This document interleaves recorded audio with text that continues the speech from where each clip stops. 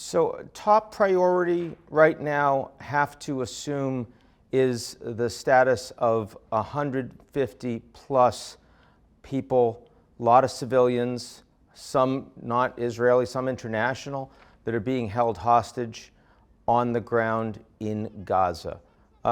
What do you think the right response is to get them back safely? Well, look, I think that is certainly a top priority.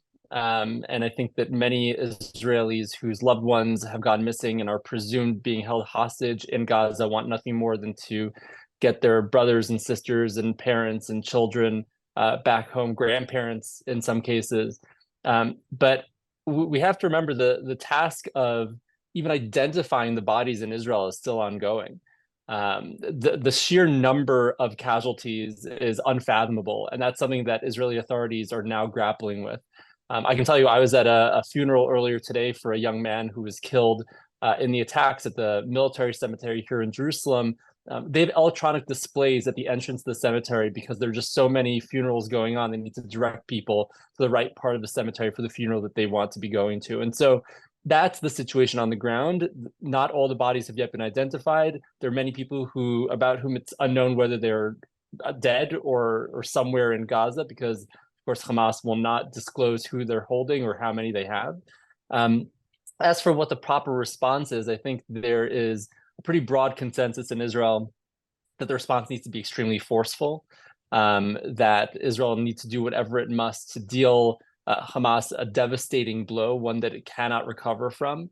And think in the past, there were many Israelis who viewed Hamas as the devil you knew, right? Like, we know Hamas, they're not great. They're a terrorist organization. They have a genocidal charter that wants to murder all Jews. We get that. They've killed many, many Jews over the years, but they're the sovereign, and perhaps they'd moderate with governance and so on and so forth. What we saw on display on Saturday was ISIS-like behavior. This is not an organization that can be reasoned with. It's an organization that is dead set on murdering as many Jews as they possibly can. And so there are many Israelis who are now of the feeling that it's no longer a question of the devil you know. It's a question of how do we get them the hell out of there as quickly as we possibly can. And so many Israelis are now calling to topple Hamas, to bring about some new reality in Gaza. We don't know what that's going to be, and it's certainly possible that a different Islamist organization will arise in its place. But for many Israelis, that is a risk that they're willing to take just to take down this horrific organization that carried out such unspeakable atrocities on Saturday.